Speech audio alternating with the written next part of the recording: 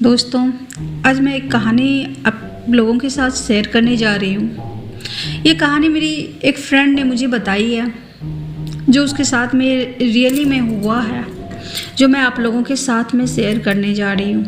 ये घटना उसके फैमिली में ही हुआ है। उसकी बड़ी मम्मी और बड़े पापा रहते थे। उनके फैमिली में बहुत सारे लोग थे। वो थी, भाई बहन थे, मम्मी पापा थे। साथ में फैमिली में उनकी बड़ी मम्मी और बड़े पापा थे। जो उन लोगों का कोई नहीं था, जो भी था ये लोग ही था।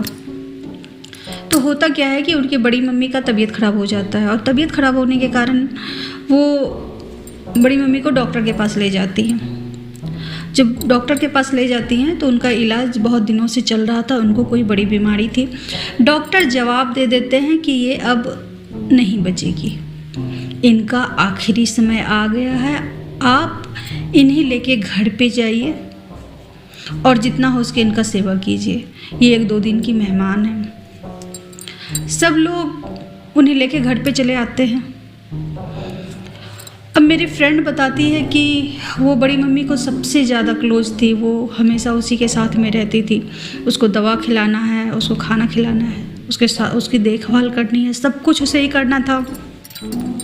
जब से उनका तबीयत ख़राब हुआ था, उनके साथ में वही सोती थी। अब एक रात ऐसा आ गया जिस रात को उसकी बड़ी मम्मी का आखिरी दिन था। अब वो किचन में थी, तो किचन में उसकी मम्मी बोलती है कि तुम जाओ और जाके सबसे पहले बड़ी मम्मी को कुछ खिला दो। वो बोली ठीक है।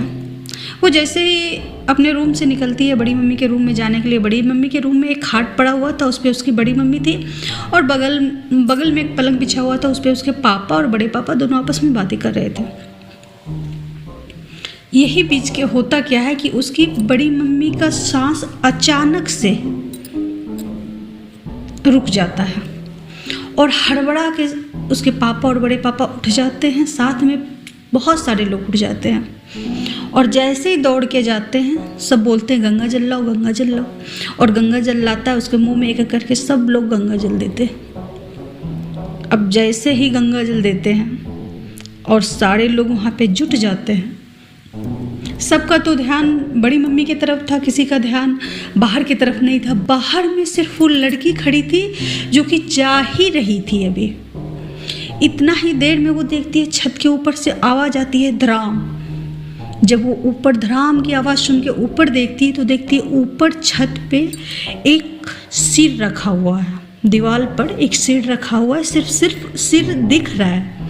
अब ये नहीं समझ आ रहा है कि कोई आदमी ऊपर से झांक रहा है छिपके, या फिर वाकई कोई सिर ही है, कोई निगेटिव ऊर्जा है। उसे समझ नहीं आ रहा था कि आखिर है तो क्या है। वो काफ़ी ज़्यादा डर जाती है और डर के अंदर चली जाती है। लेकिन वो अब अपना एक्सपीरियंस शेयर करती है। वो बताती है कि मुझे लग रहा था वो कोई यमदूत था जो मेरी बड़ी मम्मी को लेने आया था, लेकिन जैसे ही मेरे पापा और बड़े पापा दौड़ के चले जाते हैं और सारे लोग वहाँ पे जुट जाते हैं, इस कारण वो उनका प्राण नहीं ले पाता है और वापस से वो धड़ाम करते हुए वहाँ से चला जाता है।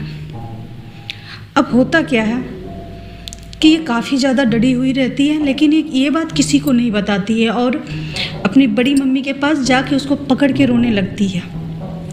लगभग 10 मिनट के बाद देखती है कि इसकी बड़ी मम्मी को होश आ जाता है। वो वापस से ठीक हो जाती है और कहती है कि क्या हुआ, जबकि उनके मुंह में गंगा जल भी पड़ चुका था। ऐसा लग रहा था उनका प्राण जा चुका था। उनको बोलता है क्या हुआ, तुम लोग क्यों रो रहे हो, जाओ खाना खा लो, जितना जल्दी हो सके तुम लोग खाना खा लो, क्योंकि मेरे पास वक्त बहुत कम है। अब सब लोग और भी ज़्यादा रोते हैं। उस समय किसी को खाना खाया जाएगा, कोई भी खाना नहीं खाता है। ऐसे वैसे थोड़ा बहुत खाना खा के सब लोग वहीं पे बैठे रहते हैं। अब रात का 11 बज जाता है। उसकी बड़ी मम्मी बोलती है कि एक काम करो, तुम लोग जाओ और जाके सो जाओ। उनके बड़े पापा भी कहते हैं कि हाँ मैं यहाँ पे सोया हूँ, तुम लोग भी जाके सो जाओ। सब लोग अपने अपने कमरे में चले जाते हैं और सो जाते हैं। पलंग पे सोए हैं बड़े पापा और खाट पे सोई रहती है बड़ी मम्मी, और बड़ी मम्मी के साथ में सोई थी मेरी दोस्त। अब रात का जब 12 से 1 बजता है तो वो बताती है कि बड़ी मम्मी अचानक से मुझे झकझोरती हैं। मैं काफ़ी नींद में, थकी होने के कारण काफ़ी नींद में आ गई थी। मेरी जब नींद टूटती है तो वो बड़ी बड़ी आंखें करके हमें देखती है और मैं काफ़ी ज़्यादा डर जाती है। वो बोलती है, बड़ी मम्मी क्या हुआ, बड़ी मम्मी क्यों ऐसा कर रही हो, क्या हुआ बड़ी मम्मी। तभी उसकी बड़ी मम्मी बोलती है, तुम्हें डर लग रहा है क्या, डरो मत, जाओ तुम चली जाओ मम्मी के पास, अपना वहीं सोना। मैंने कहा नहीं, मैं यहीं ठीक हूँ। मैं जैसे ही आंख बंद करती, वो बता रही थी, अपना एक्सपीरियंस शेयर कर रही थी कि वो जैसे ही आंख बंद करती थी उसे ऐसा लगता था कि सारी दुनिया का नींद उसकी आंखों में समा गई हो। उसे बहुत जोर की नींद आती थी, बहुत जोर की। वो नींद से मतलब कि ऐसा हो रहा था कि उसे लग रहा था कि इस दुनिया में कुछ नहीं, बस उसे नींद चाहिए। इतना जोरों का नींद उसे आ रहा था और जैसे ही वो आंख बंद करती ऐसा लगता कि उसको कोई झकझोर रहा है, बार बार उसको धक्का दे के उठा रहा है। वो पूरा बेचैन हो गई। मतलब कि आंख बंद होता था, आंख खुलता था, बंद होता था, खुलता था। तभी अचानक से एक झटका उसकी बड़ी मम्मी उसे देती है और कहती है, मुझे पानी दो। वो बोली ठीक है। वो उठती है, कटोरे में पानी लेती है।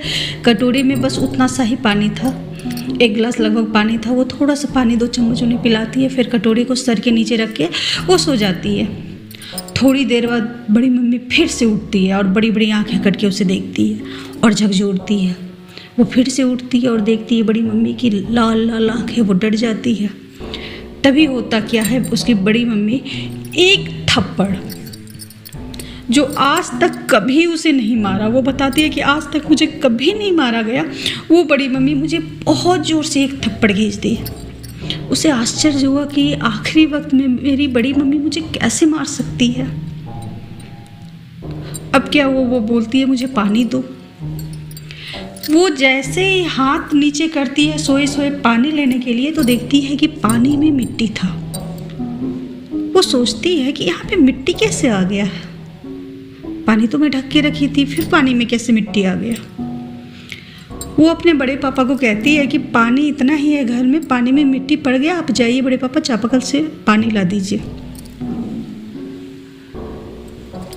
उसके बड़े पापा उठते हैं और चापाकल जाते हैं और जाके पानी ला देते हैं। वो पानी दे देती है अपनी बड़ी मम्मी को और जैसे ही वो पानी पिलाती है, उसकी बड़ी मम्मी फिर से सो जाती है। वो भी पानी रखती है और सो जाती है। थोड़ी देर बाद फिर उसकी बड़ी मम्मी उठती है और उसे झकझोरती है और कहती है, पानी दो। थोड़ी देर बाद फिर वो उठती है, पानी देखती है तो पानी में मिट्टी था। ऐसा लगभग 3 से 4 बार हो चुका था और जब चौथी बार ऐसा हुआ तो अब उसे कुछ अजीब सा लगने लगा और उसे इतना ज़्यादा नींद आ रहा था कि उसे मतलब कि वो मन में ठानी थी कि जो भी हो मैं आखिरी समय तक अपनी बड़ी मम्मी के साथ रहूँगी। उसे लग गया था कि कोई है जो मेरी बड़ी मम्मी को ले जाना चाहता है, लेकिन मैं आखिरी दम तक उनके साथ में रहूँगी, उनकी आखिरी सांस तक मैं उनके साथ में रहूँगी। लेकिन अब कुछ ऐसा सिचुएशन आ गया था, उसे अपनी नींद पर काबू नहीं हो रहा था, कंट्रोल नहीं हो रहा था और इतना वो सोच ही रही थी कि क्या करूं। तभी उसकी बड़ी मम्मी एक हाथ इतना ज़ोर से मारती है कि बगल में लालटेन रखा हुआ था, लालटेन नीचे गिर जाता है और बुझ जाता है। पूरी तरह अंधेरा हो जाता है रूम और वो काफ़ी ज़्यादा डर जाती है और डर के वो बड़े पापा को उठाती है कि बड़े पापा अंधेरा हो गया। बड़े पापा उठते हैं और फिर से लाइट जलाते हैं। फिर वो कहती है कि तुम्हें डर लगता है तो चली जाओ यहाँ से। मुझे अब वाकई डर लगने लगा था और बहुत ज़ोर से नींद भी आ रहा था। तो मैं बोली कि ठीक है पापा, मैं जा रही हूँ दूसरे रूम में सोने, क्योंकि मुझे बहुत ज़ोरों की नींद आ रही है। बड़े पापा बोले ठीक है बेटा तुम जाओ, मैं हूँ ना। और मेरी दोस्त चली गई उस रूम में सोने के लिए। तभी बड़ी मम्मी बोलती है कि मुझे पानी दीजिए। तो बड़े पापा उठते हैं और देखते हैं पानी में फिर से मिट्टी। वो बदबदाते हुए जा रहे थे कि बार बार पानी में मिट्टी कहाँ से आ जाता है पता नहीं, परेशान हो गया हूँ। और वो कटोरा लेके जा रहे थे, तब तक वो मेरे रूम के बगल में ही चापाकल था, वो गुजर रहे थे। मेरे कानों में इतना सा आवाज़ आया, मैं ठीक से खाट पे सोई भी नहीं थी। इतना ही देर में, थोड़ी ही देर में पानी लेके जब बड़े पापा रिटर्न आते हैं तो अचानक से चिल्ला उठते हैं। जब सब लोग वहाँ पे जुटते हैं तो देखते हैं कि बड़ी मम्मी इस दुनिया को छोड़ के जा चुकी थी। यानी मैं जैसे ही उनको छोड़ती हूँ, मेरी दोस्त बोल रही थी कि मैं जैसे ही उनको छोड़ के अपने रूम आई और बड़े पापा पानी लेने के लिए चापाकल पे गए, इसी बीच उसकी बड़ी मम्मी सदा के लिए उनसे दूर हो गई। अब ये क्या था? ये एक रहस्यमय घटना था जो अब तक समझ में नहीं आया कि ये क्या था, वाकई कुछ था या भ्रम था। तो दोस्तों, अगर कहानी आपको अच्छी लगे तो वीडियो को लाइक कर दीजिएगा और चैनल पे नए हैं तो चैनल को सब्सक्राइब कर दीजिएगा।